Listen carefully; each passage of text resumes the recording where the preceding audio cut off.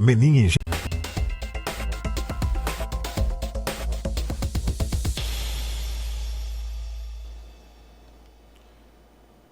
Coronavírus, destaques da imprensa neste momento. Brasil com 300 casos, 164 em São Paulo e a primeira morte.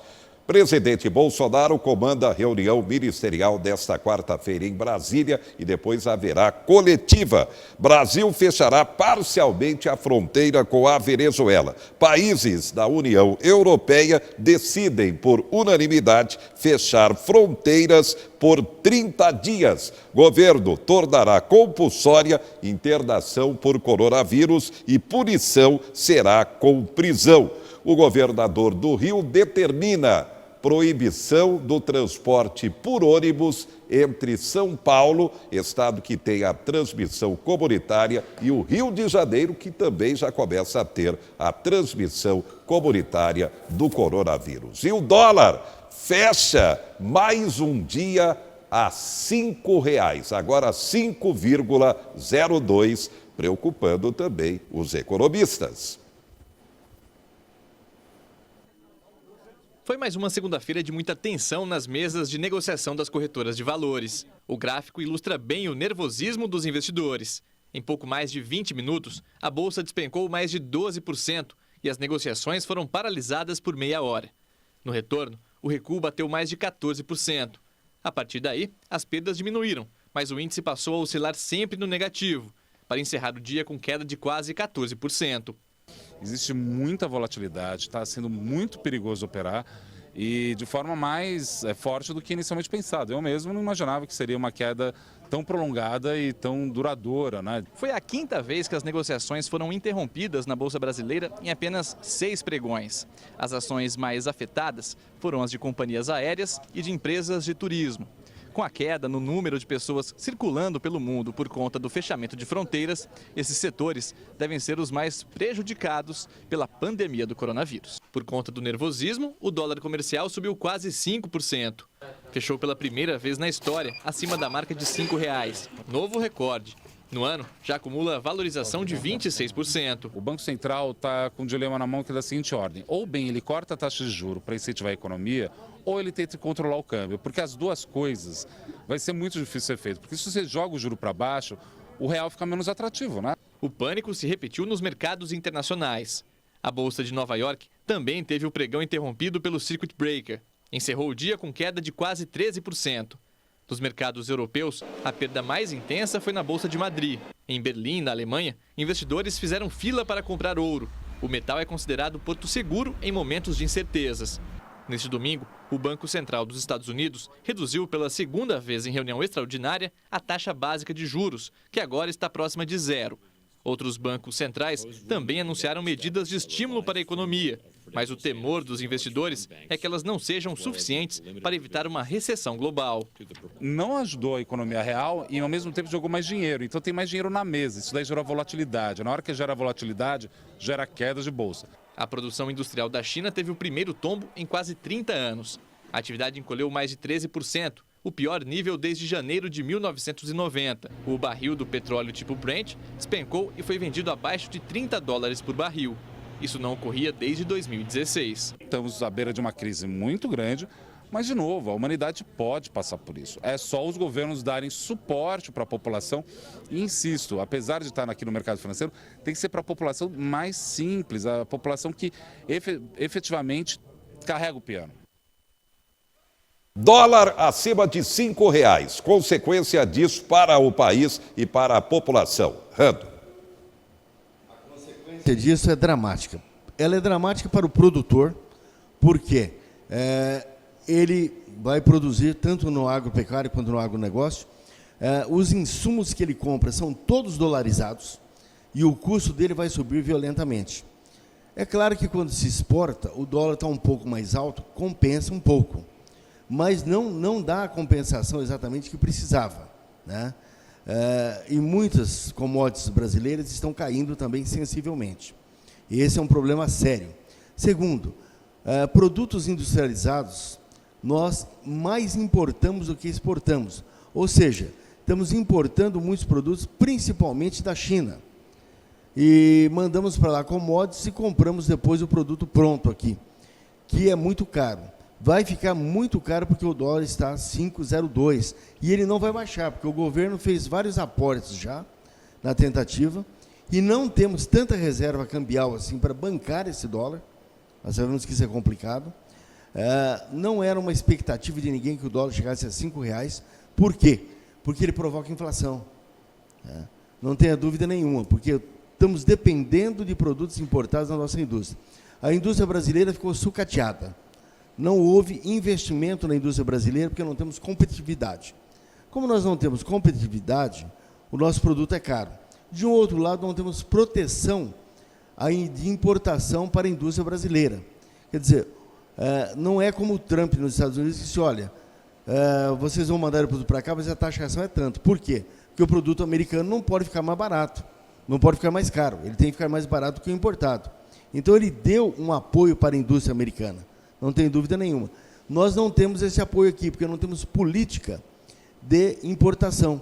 Nós temos que vender os commodities e aceita-se os produtos importados, industrializados, de qualquer maneira, sem taxar. Por quê? Porque senão o governo não consegue vender os commodities. Então, nós estamos amarrados, o Brasil está completamente amarrado e não consegue criar uma política de importação. Não tendo política de importação, não tem proteção para a empresa. Não tendo proteção, não tem crescimento, porque não gera emprego. Então, isso é uma situação muito séria. Essa alta do dólar representa muito mais do que todo mundo está imaginando. Representa muito para o produtor negativamente, mesmo que ele exporte depois, mas o custo é muito alto. E representa muito na geração da inflação, que vai diminuir mais ainda a capacidade de compra do brasileiro. Então, é extremamente preocupante e não vejo maneira do governo conter esse dólar no momento. Você vê que o dólar turismo está 5,20, o próprio ministro diz que não está havendo evasão de divisas. Claro que está. Se o povo está correndo atrás de dólar e as nossas bolsas estão caindo, hoje deu uma alta muito baixa, por sinal, mas nós tivemos aí dias de 14%, 13%, 17% de baixa, né? Hoje nós tivemos a média de 3% a 4% de alta, o que não compensa em absolutamente nada. As pessoas deixam de investir em empresas e passam a comprar dólar. Isso é uma evasão e é extremamente preocupante. Então, o dólar alto realmente deixa um restício muito negativo dentro da economia brasileira. E atenção, o Conselho Nacional de Previdência acaba de anunciar elevação do prazo e redução dos juros do empréstimo consignado dos aposentados do INSS. Aposentados que já vão receber metade do 13º a partir de 24 de abril e a segunda parcela a partir do dia 25 de maio. Bem, o endividamento da população já era alto, da população e também da micro e pequena empresa. Agora, com esse momento econômico, a tendência é piorar ainda mais, só que os bancos prometem contra-atacar. Vamos ver qual é a medida. As duas decisões foram tomadas em reunião extraordinária do Conselho Monetário Nacional. A primeira facilita a renegociação de operações de créditos de empresas e de famílias. A segunda medida aumenta a capacidade de utilização de capital dos bancos para que estes tenham melhores condições para realizar as eventuais renegociações e manter o fluxo de concessão de crédito. De acordo com o Banco Central, as duas ações são proativas e vão facilitar a atuação do sistema financeiro nacional diante dos possíveis efeitos do Covid-19 na economia brasileira. Na prática, elas representam maior liquidez, que significa mais crédito no mercado. Outras decisões que devem ser anunciadas se referem, por exemplo, aos empréstimos consignados, aqueles descontados diretamente na folha de pagamento, com prazo de até 72 meses para pagamento. Os juros, que hoje estão em torno de 2,08%, serão reduzidos e também será ampliada a margem para os consumidores, que atualmente é de 35% da renda líquida mensal. São 3 medidas do consignado: redução do teto dos juros, ampliação do prazo, que via resolução do Conselho Nacional de Previdência. A outra é um projeto de lei para ampliar a margem, que já está sendo negociado com o Congresso Nacional. Tá aí. Rando, seu comentário. Essa medida que também está sendo tomada pelo Conselho Monetário Nacional. Então, eu acho que precisa ser um pouco mais analisado e esclarecido melhor a população. O governo está incentivando os bancos a disponibilizarem mais dinheiro ou até negociarem dívida com as famílias e as pequenas empresas.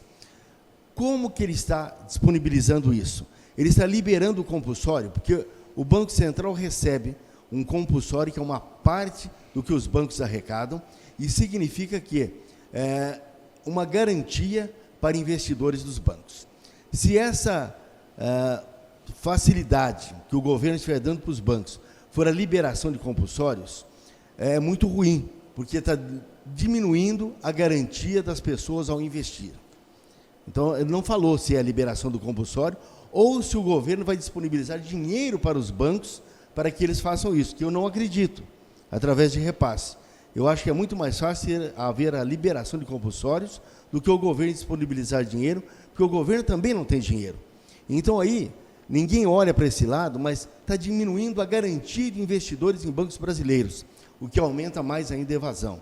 Segundo, me preocupa essa facilidade de dinheiro para as pessoas, porque as pessoas vão endividarem mais ainda. Nós temos hoje mais ou menos 60% da população brasileira endividada, né? Nós sabemos que existe mais ou menos 40% da população inadimplente. Esse é um número assustador. Quer dizer, se liberar mais dinheiro ainda, a situação pode ficar pior, né? E não é liberando empréstimo que vai resolver o problema. Tinha que haver realmente alguma coisa que o governo bancasse. Tinha que haver... Não, o governo vai dar de graça, não, mas ele teria que bancar empresas que deram dinheiro a longo prazo, né, com juro muito baixo, como aconteceu nos Estados Unidos, quando ele estava com um problema seríssimo na economia. O que o Barack Obama fez? Deu dinheiro a custo zero para as empresas. E aí, quando ele saiu, os Estados Unidos estavam crescendo quase 4% ao ano. Então, tem que haver uma medida dessa maneira, a longo prazo e com o juro muito baixo. Não adianta você facilitar para que os bancos repassem dinheiro para as físicas e para as pequenas jurídicas, que vai gerar um endividamento ainda maior. Será que essas pessoas vão liquidarem, vão conseguir honrar? Alguém está fazendo uma renegociação, porque ele já não pagou a conta. Será que ele vai conseguir honrar a renegociação, né? Essa negociação com o banco? Isso é complicado. E faz com que gere uma situação de maior inadimplência no Brasil. Então, tem que haver realmente quase que um subsídio do governo nesse momento. Como o Trump fez nos Estados Unidos, como o Japão faz constantemente, como a Ásia fez, é um subsídio do governo que precisa nesse momento. E isso tem que ser usado reservas do governo, né?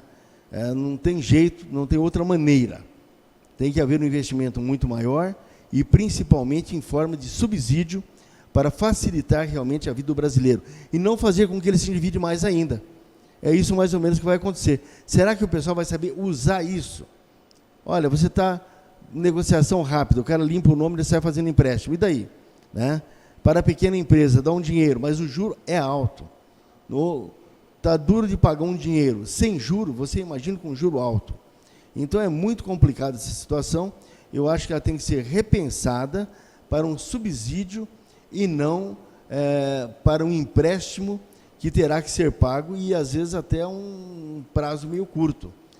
É uma situação um pouco preocupante. Não é assim maravilhoso isso que está acontecendo. Fala, olha, é algo sensacional. Não é.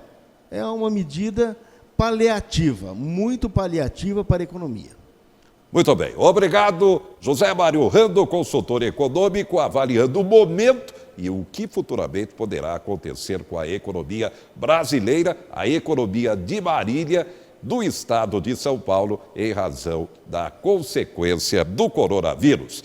Destaques do momento: contágio local e agravamento rápido marcam a primeira morte pelo coronavírus no país, um paciente de 62 anos em São Paulo. Infectados por coronavírus podem ser 5 vezes maior que o dado oficial, segundo estudos. Ainda, decreto do governo diz que descumprir quarentena poderá significar prisão. Ainda, após tombo, a bolsa fecha em alta de R$ 4,85, o dólar cai, mas fica acima de R$ 5,00 e está acima de R$ 5,00 neste momento. Bolsonaro diz que Brasil fechará a fronteira com os Estados Unidos. E Bolsonaro mostra despreparo do Brasil para o coronavírus, segundo a imprensa internacional. Essa é a manchete lá fora. A imprensa internacional. Bolsonaro mostra despreparo do Brasil para coronavírus. Na área da saúde isso estaria acontecendo? Já já a gente vai debater. Bolsonaro comanda a reunião ministerial de emergência nesta quarta-feira sobre o coronavírus. Daqui a pouco vamos receber o médico geriatra Dr. Rigolin. Momento Saúde, o momento do coronavírus. Já, já.